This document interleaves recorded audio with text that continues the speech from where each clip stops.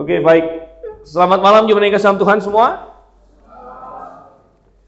Dan pada malam atau sore hari ini kita akan belajar firman Tuhan. Dan sesudah memuji Tuhan, kita ingin belajar tentang memuji Tuhan juga. Karena kita ingin belajar dari kitab Mazmur. Ini mari kita buka Alkitab kita.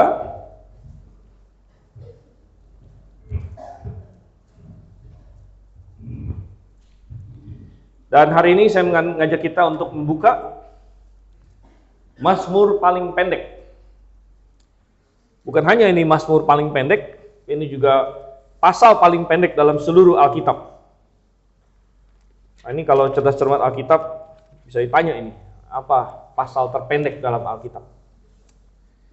Nah, itu yang akan kita pelajari hari ini, yaitu Mazmur pasal yang ke-117. Coba kita buka Mazmur pasal 117.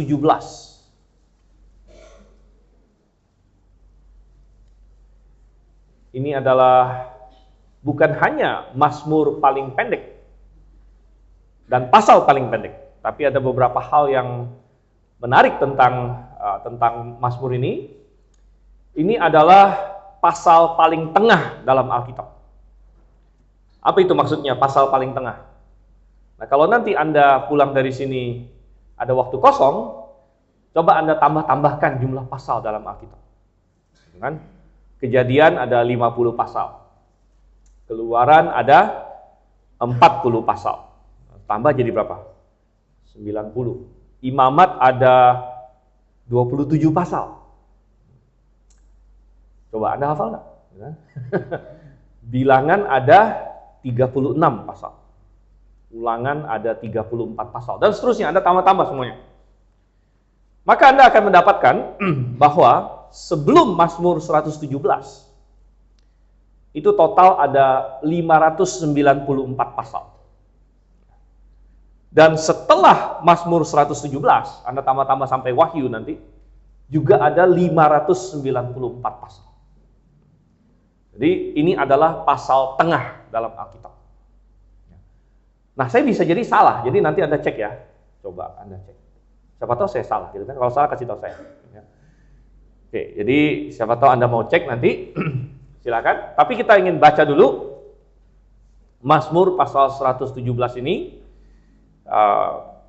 Karena pendek hanya 2 ayat, kita akan baca sama-sama. Kebetulan saya sudah cek TB1 dengan TB2 hampir persis sama, cuman beda 1 kata saja.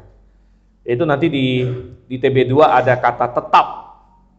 Tetap di ayat 2, di TB1 tidak ada kata tetap. Tapi kita baca sama-sama, nggak apa-apa.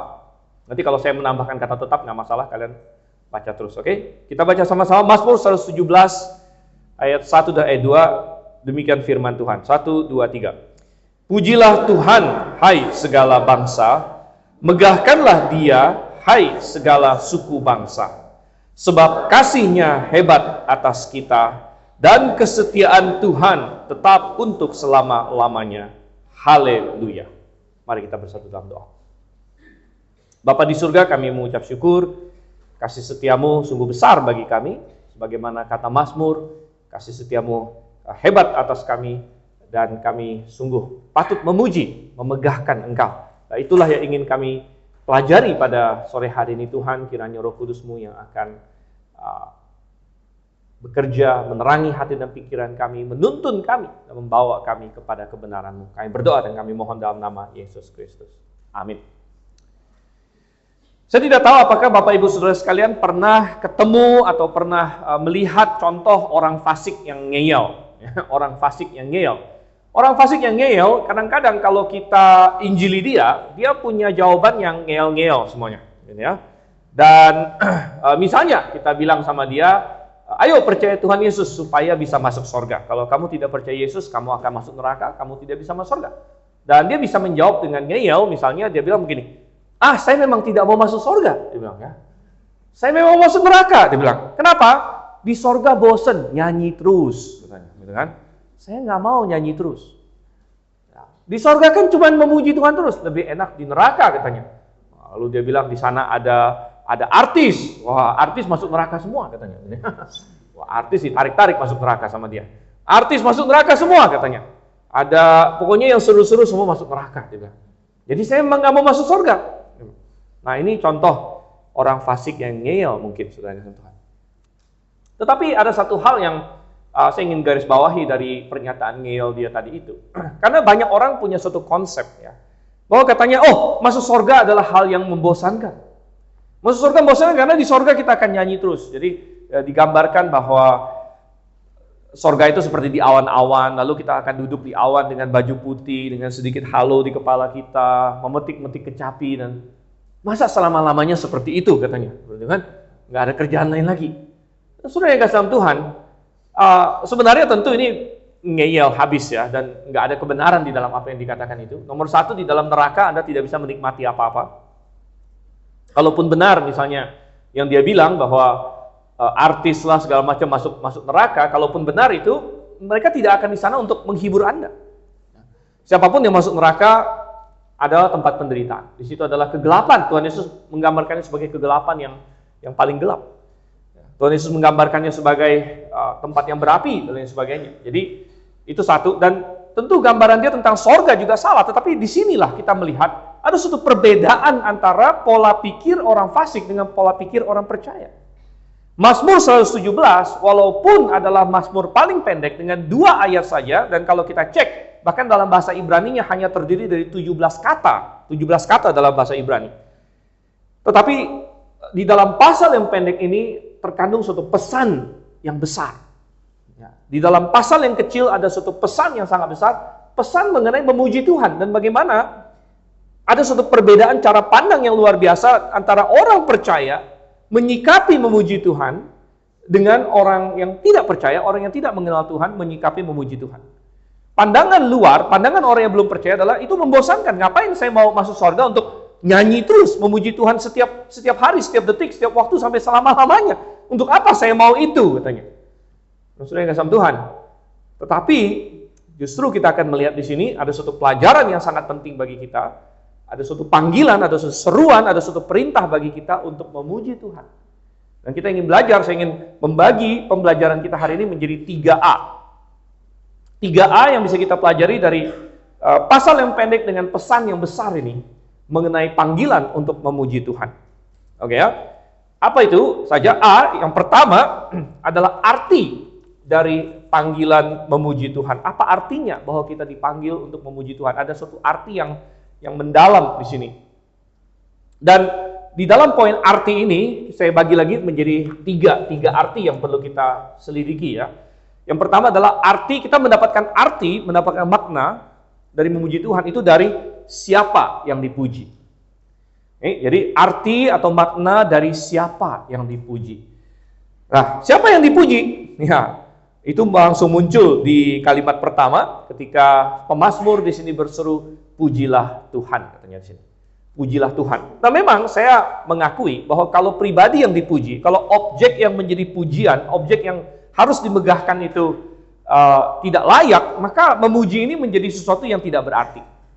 Memuji menjadi sesuatu yang bahkan merendahkan. Memuji menjadi sesuatu yang tidak lebih dari sekedar orang bilang cari muka, menjilat, kalau objek yang dipuji itu tidak pantas untuk mendapatkannya. Kalau objek yang dipuji itu hanyalah manusia biasa. Maka saudara yang kasih Tuhan, kalau kita harus memuji-muji manusia terus setiap hari, maka kita akan bilang, wah, kok dia cari muka sekali? Kok dia mau dipuji-puji terus? Saudara yang kasih Tuhan. Maka tergantung siapa. Makanya kita bilang, arti dari panggilan memuji baru ada artinya, baru ada maknanya kalau kita meneliti sebenarnya siapa yang dipuji. Dan tentu seluruh Alkitab mengatakan bahwa yang patut dipuji adalah Tuhan. Adalah Tuhan. Nah, kalau kita lihat di sini, Tuhan dalam huruf besar semua, ini adalah Jehovah. Di balik kata Tuhan di sini adalah Jehovah.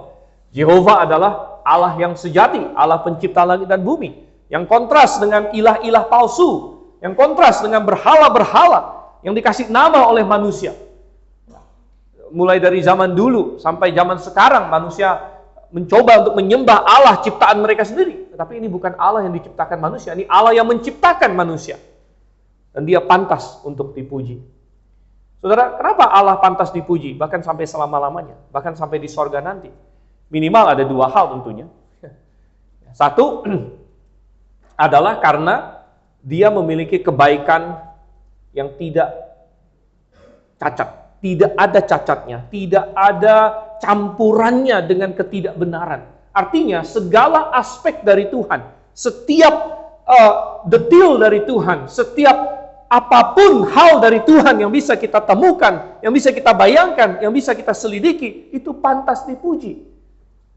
Nah, ini berbeda dengan manusia. Sangat berbeda dengan manusia.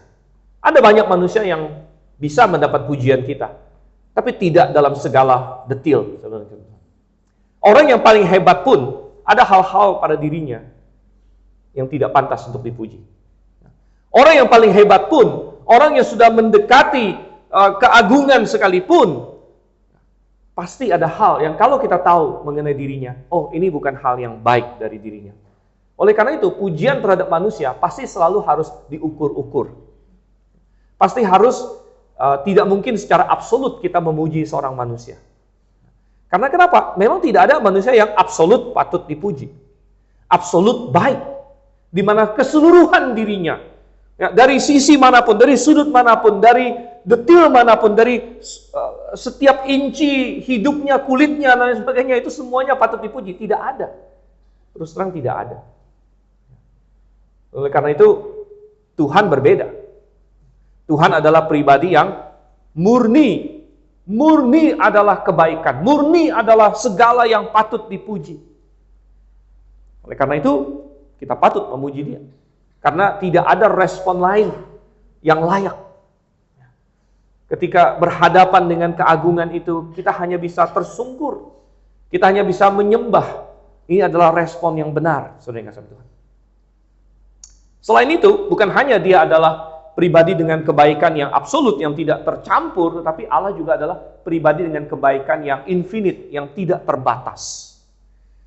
Artinya, saudara yang kasih Tuhan, Allah adalah pribadi yang tidak terbatas, yang infinite. Dan sulit bagi kita untuk membayangkan pribadi yang infinite. Namun, kita tidak bisa habis untuk mengeksplorasi kebaikan Tuhan. Kita tidak bisa habis. Saya ajak kita buka satu ayat di dalam Efesus, coba kita buka. Efesus pasalnya yang kedua. Banyak orang yang berpikir di dalam sorga kita mau ngapain gitu kan. Selama-lamanya itu lama loh. Selama-lamanya itu lama. Jadi mau ngapain aja selama-lamanya. Tapi saudara yang kasih Tuhan, perhatikan apa yang Tuhan sediakan bagi orang percaya. Sebenarnya kita bisa baca dari ayat 1, tapi itu akan terlalu lama. Jadi kita baca dari ayat 4 saja. Mengenai orang yang diselamatkan, Efesus 2 ayat 4. Tetapi Allah yang kaya dengan rahmat, oleh karena kasih-Nya yang besar yang dilimpahkannya kepada kita, telah menghidupkan kita bersama-sama dengan Kristus. Sekalipun kita telah mati oleh pelanggaran-pelanggaran kita, oleh anugerah, ya, TB1 kasih karunia, kamu diselamatkan. Dan di dalam Kristus Yesus, Ia telah membangkitkan kita juga dan memberikan tempat bersama-sama dengan Dia di sorga, supaya pada masa yang akan datang, dalam kekekalan nanti, apa yang akan dilakukan? Ia akan menunjukkan kepada kita kekayaan anugerahnya atau kasih karunia-Nya yang melimpah-limpah sesuai dengan kebaikannya terhadap kita dalam Kristus Yesus. Sudah kasih Tuhan, Alkitab memberitahu kita bahwa di dalam kekekalan nanti, dalam masa yang akan datang, Tuhan akan menunjukkan kepada kita kekayaan kasih karunia-Nya. Kekayaan kasih karunia-Nya. Kita belum melihat dan belum bisa memahami segala sesuatu tentang Allah. Dan kekayaan kasih karunia-Nya, dan kekayaan pribadinya. Kita tidak mampu, karena kita terbatas. Dan diperlukan kekekalan untuk bisa, ya, diperlukan waktu yang infinite untuk memahami pribadi yang infinite. Oh, saudara kasih Tuhan. Oleh karena itu dia sungguh patut dipuji. Dan oleh karena itu kita bisa memiliki hubungan penuh kasih dengan Tuhan sampai selama-lamanya. Karena tidak akan ada kebosanan di dalam kekekalan, Saudara. Kenapa tidak ada kebosanan? Karena kita berhadapan dengan pribadi yang infinite. Pribadi yang tidak terbatas. Sehingga kita benar-benar mendapatkan dari Tuhan terus lagi kekayaannya, kekayaan pribadinya, kasih karunia-Nya yang tidak terbatas itu, terus lagi. Oleh karena itu, saudara yang kasih Tuhan, banyak orang hari ini merasa bahwa, apalagi orang yang tidak mengenal Tuhan, mungkin mereka merasa bahwa hal yang paling indah dalam hidup ini adalah kalau ketemu dengan orang yang dicintai, pasangan hidup misalnya. Dan saya berkata bahwa kasih antar manusia, kasih yang mendalam antara suami dan istri, tentu adalah hal yang indah. Itu adalah bagian dari desain Tuhan. Tetapi saudara, kalau misalnya seorang laki-laki dan seorang perempuan hanya berfokus kepada diri masing-masing saja, seorang laki-laki berfokus kepada seorang perempuan sepenuhnya, dan sepertinya ini hal yang hebat. Mungkin banyak perempuan yang suka dengan itu. Wah, saya dapat seorang laki-laki yang seluruh fokusnya adalah pada diri saya. Wah, betapa indah, betapa hebat ya kasih yang kami miliki ini. Tapi saudara yang kasih Tuhan, sebagai manusia, tidak ada manusia yang tidak terbatas. Dan makanya ketika orang jatuh cinta pertama kali, itu bagikan suatu pengalaman yang luar biasa. Mengapa? Karena ada sesuatu yang baru. Ada suatu eksplorasi, ada orang yang begitu indah, yang begitu kita cintai, dan kita semakin mengenal dia. Dan kita semakin tahu dia, dan semakin kita tahu dia, kita mendapatkan hal yang lebih menarik lagi. Hal yang bikin kita semakin suka lagi dengan dia. Ya. Karena kita sedang jatuh cinta. Dan setiap ada, oh ternyata dia suka coklat ya, wah hebat ya, saya juga suka coklat ya, padahal mungkin enggak gitu kan. Oh terus kita menemukan sesuatu lagi yang baru tentang dia. Oh ternyata dia begini ya, oh ya saya juga begini. Jadi dalam fase ini, saudara yang kasih Tuhan, di mana dengan berapi-api, dengan berbunga-bunga, seseorang mendapatkan sesuatu yang baru, dan dia cinta kepada yang baru ini, dan dia mengeksplorasinya. Tetapi saudara yang kasih Tuhan, tidak ada manusia yang tidak terbatas, tidak ada perempuan yang tidak terbatas, dan tidak ada laki-laki yang tidak terbatas juga. Oleh karena itu, kalau misalnya fokus seseorang hanya pada pasangannya saja, maka sebenarnya lambat laun akan mencapai batasnya. Akan mencapai batasnya, di mana ya, makanya banyak orang dunia akhirnya lama-lama bosan. Lama-lama selesai. Bahkan tadi, kembali ke poin yang tadi, kita mulai menemukan ternyata orang yang kita kasih ini tidak sepenuhnya baik. Ternyata dia punya kelemahan-kelemahan juga. Ternyata dia punya hal-hal yang tidak kita senangi juga. Dan lain sebagainya. Dan tidak ada manusia yang tidak terbatas. Atau yang sepenuhnya baik. Oleh karena itu, pernikahan yang benar-benar kuat di dalam Tuhan, tidak boleh pernikahan yang hanya berdua saja. Tetapi harus ada pribadi ketiga. Yaitu harus ada Tuhan. Harus ada Tuhan. Sehingga fokus kita bukan hanya kepada pasangan kita. Tapi fokus kita adalah kepada pasangan kita dan kepada Tuhan.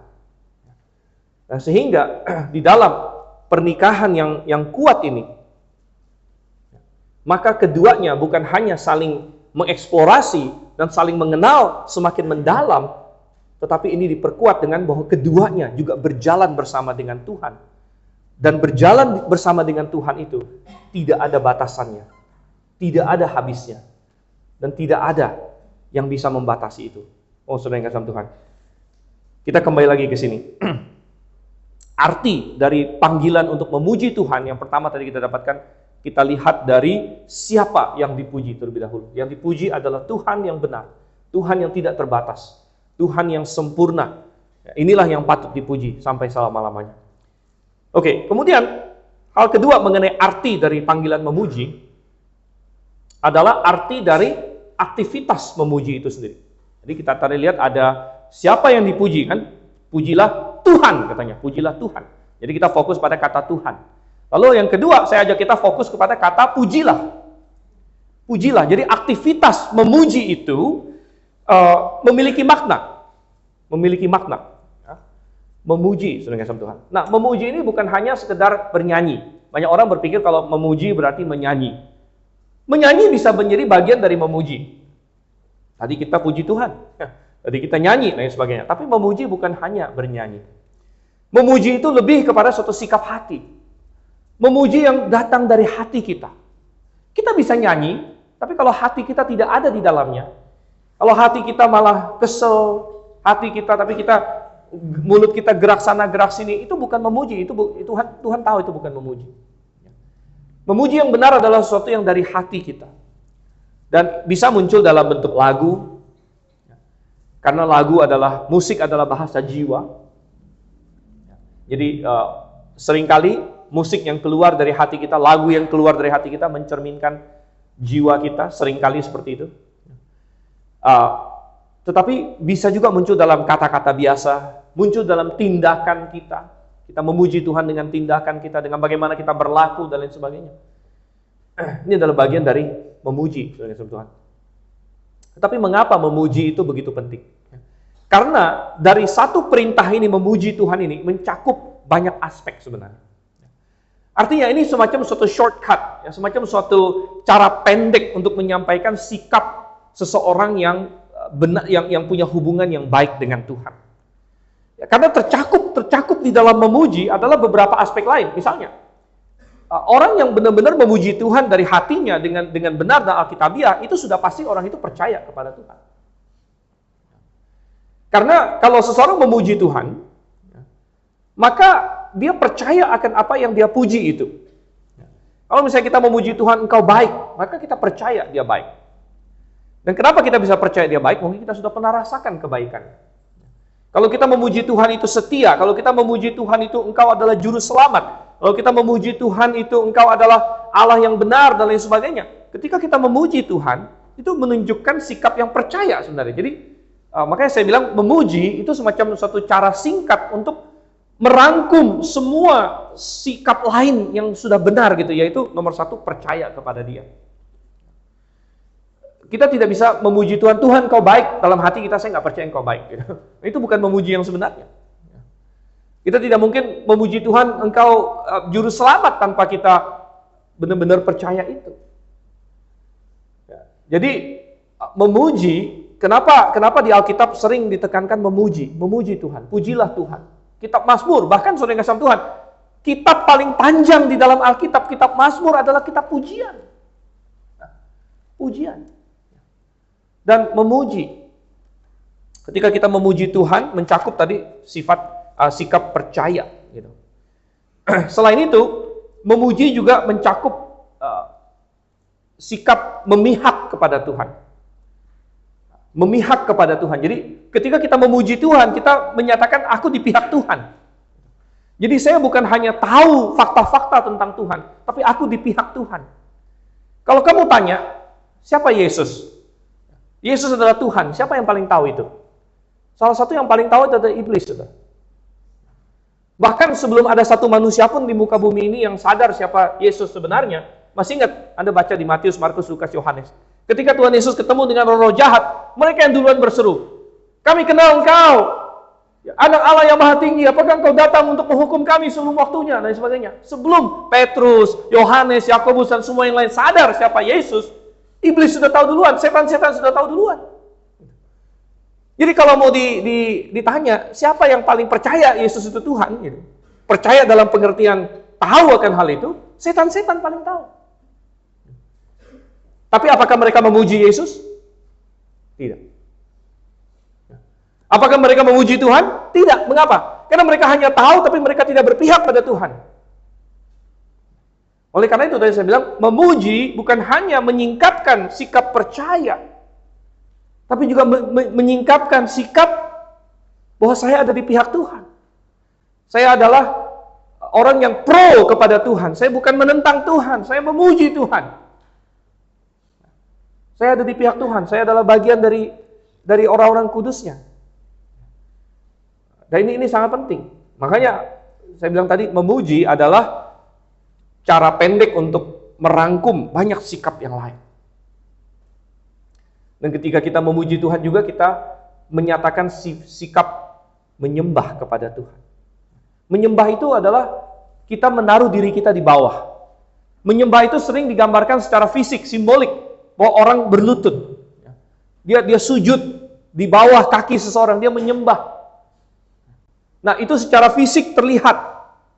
Yang disembah ada di atas, kita ada di bawah. Kita merendahkan diri kita, kita menyujudkan tubuh kita.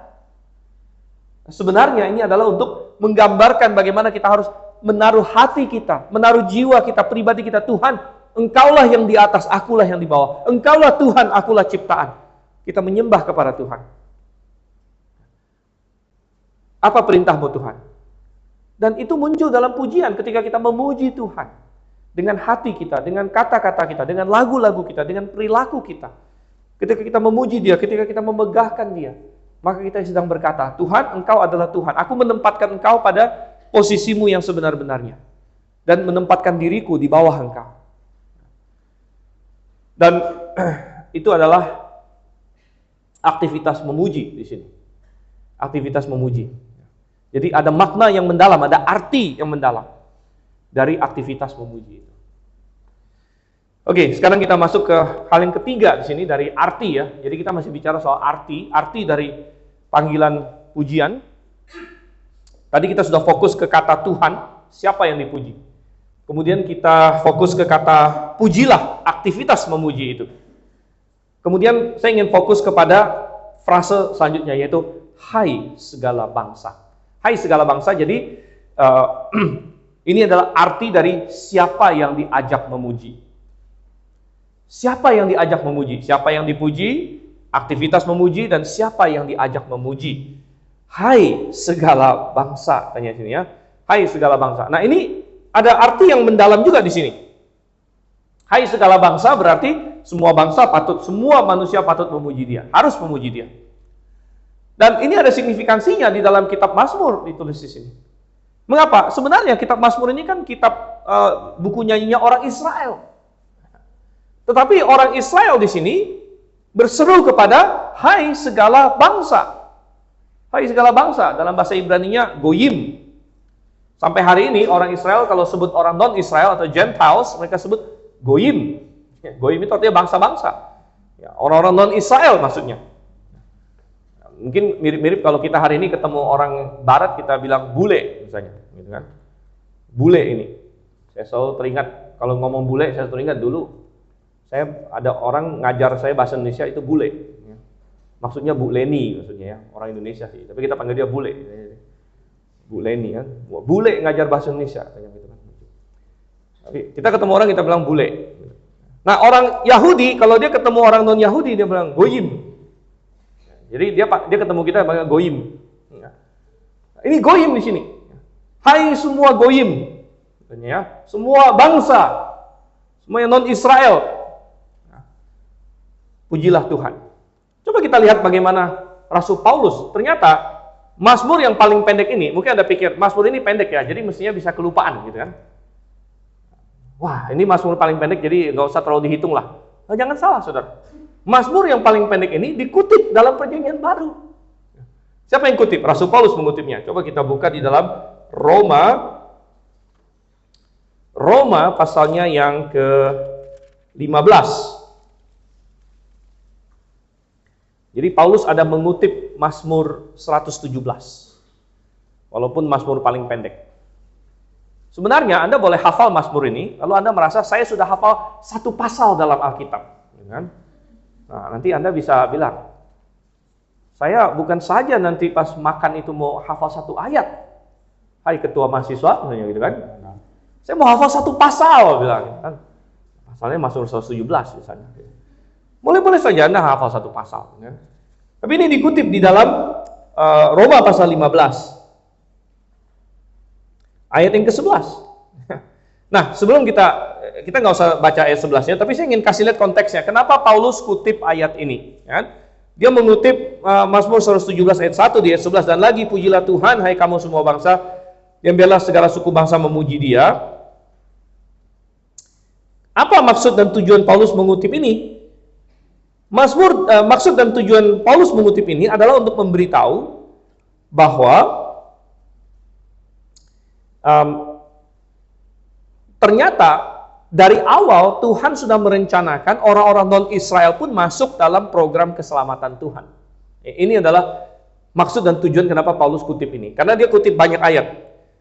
Perhatikan di ayat yang ke-8, saya baca dari ayat 8 ya. Maksudku, demi kebenaran Allah, Kristus telah menjadi pelayan orang-orang bersunat, yaitu orang Yahudi, untuk mengokohkan janji yang telah diberikannya kepada bapa leluhur, dan untuk memungkinkan bangsa-bangsa. Jadi Tuhan datang memang sebagai orang Yahudi, tapi bukan hanya untuk menyelamatkan orang Yahudi. Itu adalah argumen Paulus di sini. Dia ingin menyelamatkan semua bangsa. Ya? Dan dia 9, dan untuk memungkinkan bangsa-bangsa memuliakan Allah, karena rahmatnya, seperti ada tertulis. Lalu Paulus mengutip beberapa ayat dari Mazmur, dari Yesaya, untuk menunjukkan bahwa dari awal Tuhan sudah berencana agar semua bangsa itu bisa diselamatkan. Jadi bukan hanya Israel.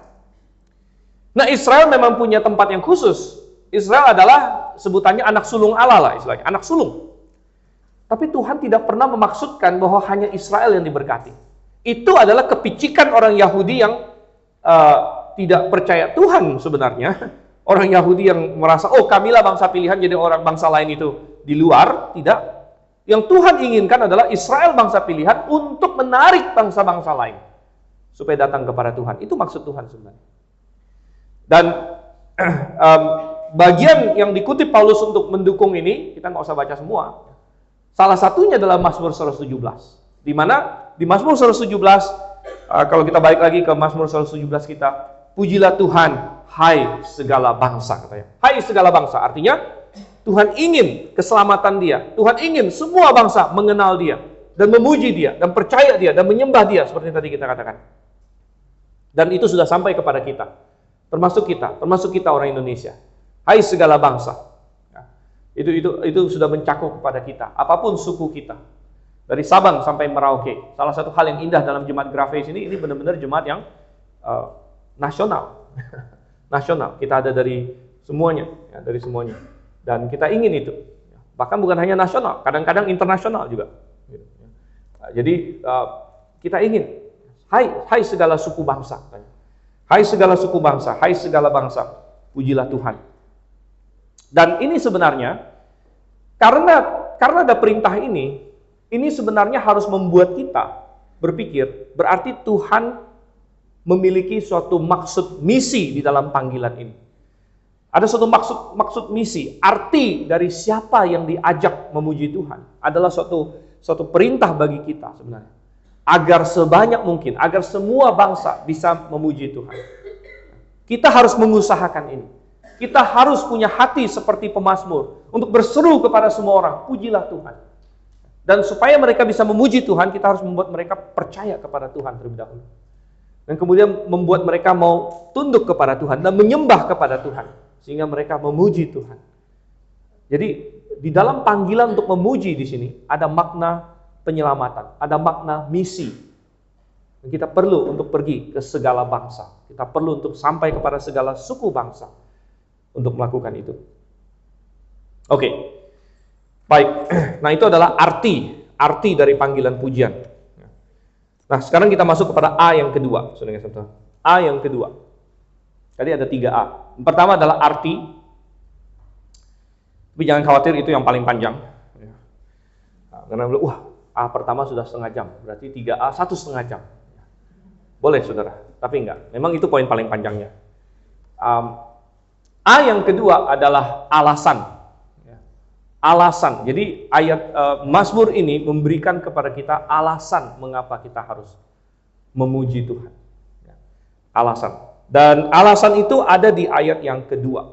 Jadi ayat 1 berbunyi, pujilah Tuhan, hai segala bangsa, megahkanlah dia, hai segala suku bangsa. Dan Anda perhatikan ayat 1 itu ada suatu paralel sinonim ya. Ini adalah puisi Ibrani. Tapi ayat yang kedua dia masuk kepada alasannya. Kenapa kita perlu memuji Tuhan? Ya. Sebab katanya kasih-Nya hebat atas kita. Kasih-Nya hebat atas kita dan kesetiaan Tuhan tetap untuk selama-lamanya. Nah, ini ada 2 alasan yang diberikan. Kasih-Nya hebat atas kita. Kasih di sini adalah dari kata hesed. Kalau Anda ada belajar Ibrani atau Anda banyak mempelajari perjanjian lama, terutama kata hesed ini tidak akan asing lagi. Kalau dalam bahasa Inggris sering diterjemahkan loving kindness. Jadi bisa diterjemahkan kasih setia. Sering diterjemahkan kasih setia, kasih. Mungkin agak-agak mirip dengan suatu ide grace dalam bahasa Inggris ya, atau ya grace atau charis dalam bahasa Yunani, agak mirip-mirip artinya. Jadi ada suatu hesed di sini, kasihnya hebat atas kita. Nah, kasih Tuhan, kasih karunia Tuhan, hesed Tuhan besar. Dan sekali lagi, orang-orang yang memuji ini tadi sudah kita singgung, mereka adalah orang-orang yang percaya pada Tuhan. Mereka adalah orang-orang yang menyembah Tuhan. Mereka adalah orang-orang yang diselamatkan. Nah, orang yang diselamatkan ini adalah orang-orang yang memang sudah mengalami kasih karunia, hesed, ya, kasih setia Tuhan yang sangat hebat. Kata hebat di sini secara literal adalah gadol dalam bahasa aslinya. Nah, Anda pernah belajar bahasa Ibrani, gadol adalah artinya besar. Jadi besar, makanya saya bilang tadi ini adalah pasal yang kecil tapi dengan pesan yang besar, karena kata besar ada di sini di dalam pasal ini. Kasihnya besar, hebat atas kita. Sungguh besar. Sungguh tidak terkira apa yang sudah Tuhan lakukan. Nah, makanya saya katakan kita bahkan mungkin belum memahami separuh dari apa yang Tuhan perbuat bagi kita. Separuhnya pun belum. Kita baru tahu dari yang sedikit disingkapkan. Tetapi apa yang Tuhan Yesus lakukan, apa yang sudah direncanakan dari kekekalan oleh Allah Bapa. Bagaimana Tuhan sudah bekerja melalui sejarah. Ya, tiap-tiap langkah kita hanya tahu sedikit-sedikit saja. Oh, saya bisa membayangkan bagaimana Tuhan bekerja dalam hidup setiap nama dari leluhur Tuhan Yesus. Anda baca di dalam Matius pasal 1, di mana dikasih di situ ada 14 generasi dari Abraham sampai ke Daud, 14 generasi dari Daud sampai pembuangan, 14 generasi dari pembuangan sampai kepada Yusuf yang menjadi bapak legal dari Tuhan Yesus. Dan kalau kita lihat tiap-tiap orang di situ sebenarnya Tuhan menyertai supaya program keselamatannya tidak gagal. Bagaimana Abraham hampir saja Sarah 2 kali diambil oleh satu pertama Firaun, kedua oleh Raja Abimelek. Bagaimana Tuhan intervensi di situ? Bagaimana Tuhan intervensi dalam hidup Ishak yang tadinya mandul, istrinya mandul, tidak bisa punya anak. Apakah janji Tuhan akan gugur karena Ishak tidak punya anak? Tapi Alkitab berkata Ishak berdoa kepada Tuhan untuk istrinya. Lalu 20 tahun setelah mereka menikah, Ribka punya anak. Bagaimana Tuhan intervensi dalam hidup Yakub? Ini yang kita tahu, saudara yang kasih Tuhan. Anda bisa membayangkan bagaimana dengan yang kita tidak tahu, yang tidak tercatat. Saya yakin bahwa dalam hidup tiap-tiap orang itu Tuhan ada intervensi.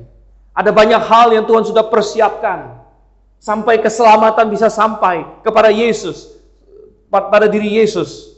Kemudian bagaimana dengan hidup kita sendiri, saudara? Mungkin kita tidak tahu berapa banyak malaikat yang berjaga atas orang-orang yang percaya kepadanya bahkan sebelum mereka percaya. Karena Tuhan sudah tahu ini orang yang akan percaya padaku. Itu artinya adalah pemilihan.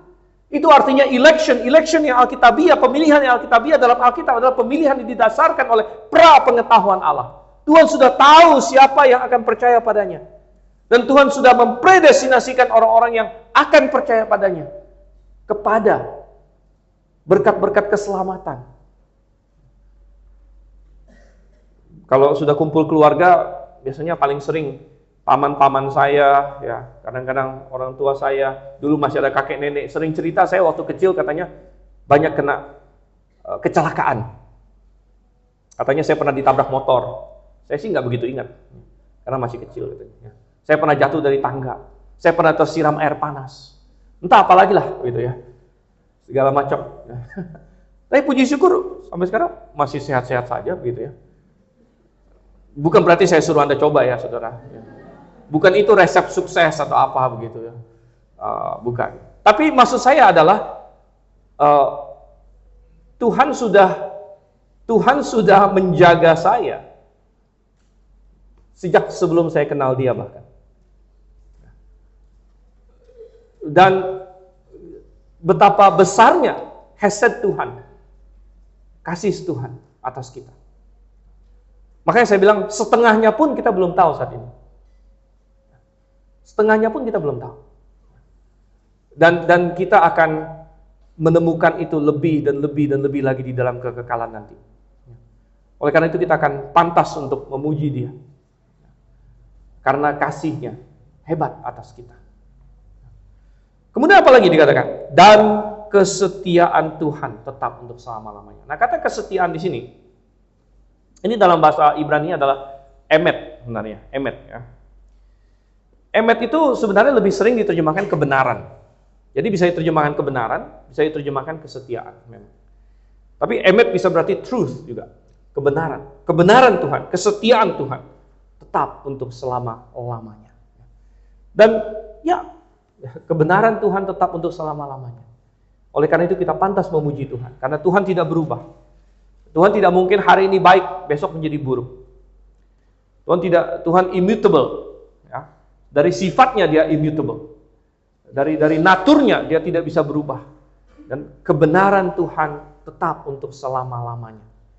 Wow, ini adalah hal yang indah. Oleh karena itu kita bisa bergantung kepada Tuhan dan kepada firman-Nya. Ini adalah sesuatu yang bisa kita pakai. Ini relevan terus sepanjang hari. Oleh karena itu seruan di dalamnya, perintah di dalamnya juga tetap relevan, termasuk untuk memuji Tuhan sampai selama-lamanya. Oke, saudara kasih Tuhan.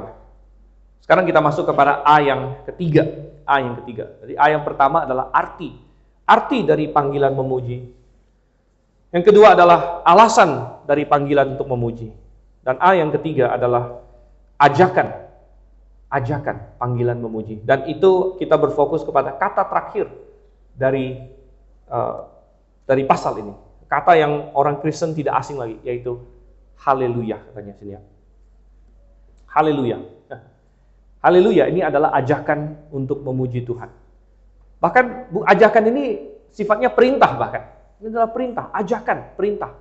Haleluya, pujilah Tuhan.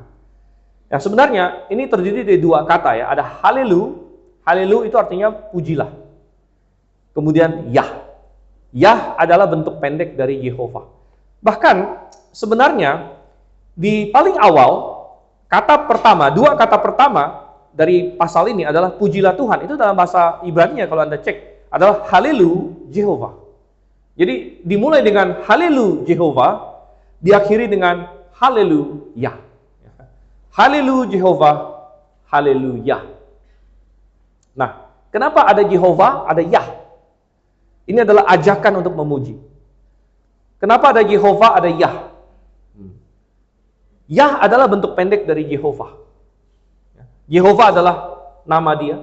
Yah adalah bentuk pendeknya. Nah, banyak orang berkata, bukankah Yah itu bentuk pendek dari Yahweh katanya? Ya, ada suatu teori, saya katakan teori yang ngaco sebenarnya, bahwa nama Tuhan yang sebenarnya itu adalah Yahweh. Tapi saudara yang kasih Tuhan, Yahweh itu adalah tebak-tebakan. Karena Yahweh tidak pernah muncul satu kali pun dalam teks Ibrani manapun. Tidak ada muncul dalam teks Ibrani manapun kata Yahweh itu tidak pernah muncul. Tidak ada, itu adalah tebak-tebakan. Dan mereka tebak Yahweh, ya antara lain mereka berargumen karena ada Yah di sini. Tapi W-nya dari mana? W-nya dari mana? Kenapa enggak Yahwi, Yahwo, Yahwah, gitu kan? Macam-macam. Kenapa ada lima vokal di situ? Kenapa harus Yahweh? Dan Yahweh tidak pernah muncul sekali lagi. Nah, Yah memang muncul, Yah muncul, haleluya. Tetapi Yah bukanlah singkatan dari Yahweh, karena Yahweh tidak pernah muncul. Yah adalah singkatan dari Jehova. Nah, Anda berkata, kenapa Jehova bisa disingkat jadi Yah? Nah, kalau Anda pengen tahu, itu ada aturan Ibrani-nya. Nah, kalau Anda ingin tahu, silahkan datang ke Grafe, ikut kelas Ibrani. Gitu kan? Saya akan jelaskan pada Anda aturan-aturan Ibrani-nya. Kenapa Jehova bisa disingkat menjadi Yah? Nah, itu karena kalau Anda nggak belajar Ibrani, saya susah menjelaskannya. Ada aturan kames dan patak, ya, menjadi pendek dan lain sebagainya. Tapi bukti bahwa nama Tuhan yang benar adalah Jehova adalah ada banyak nama-nama orang yang dimulai dengan Yeho, Yehonatan, Yehosafat, Yehoram, dan banyak lagi. Ada sekitar, kalau saya tidak salah, ada beberapa belas nama di dalam Alkitab yang dimulai dengan Yeho. Ya, artinya Yehova melakukan sesuatu. Yehosafat artinya Yehova menghakimi. Yehonatan artinya Yehova memberikan. Banyak lagi yang lain. Jadi, haleluya. Pujilah Yehova. Oke, kita sudah berfokus pada ya. Bagaimana dengan halelu? Halelu adalah bentuk komen, saudara yang Tuhan. Bentuk perintah. Tapi yang menarik adalah, halelu adalah bentuk perintah orang kedua maskulin plural. Artinya, perintah ini bukan hanya ditujukan pada satu pribadi, tapi kepada banyak pribadi. Halelu adalah suatu perintah untuk memuji Tuhan secara bersama-sama. Bukan hanya secara pribadi, saya memuji Tuhan, tapi pujilah Tuhan sebagai satu kelompok. Ini adalah suatu perintah bagi kita untuk memuji Tuhan sebagai jemaat. Oleh karena itu, saudara yang kasih Tuhan, tidak ada orang Kristen yang bisa sehat kalau dia tidak bergabung dengan jemaat, kalau dia tidak berada dalam suatu kumpulan. Karena perintah Tuhan untuk memuji Tuhan pun, memang kita memuji Tuhan secara pribadi. Itu harus. Tapi perintah ini diberikan. Kalau Anda cek bentuknya, ini adalah dua maskulin plural. Halelu, jadi bukan halel saja. Halel itu berarti kamu pujilah Tuhan, tapi halelu berarti kalian pujilah Tuhan. Kalian pujilah Tuhan. Kalian siapa? Kita ramai-ramai sebagai satu tubuh Tuhan. Kita harus memuji Tuhan sebagai satu kelompok, sebagai satu kesatuan. Dan kita bukan hanya datang secara pribadi, tapi kita datang sebagai jemaat. Kita datang sebagai kelompok orang-orang yang mengasihi Tuhan, yang percaya kepada Tuhan. Dan ini menunjukkan betapa pentingnya satu persekutuan di dalam Tuhan, supaya kita bisa memuji Tuhan bersama-sama. Jadi ada ajakan untuk memuji Tuhan. Ajakan ini bisa kita tanggapi kalau kita sudah tahu artinya dan kita tahu alasannya dari memuji Tuhan.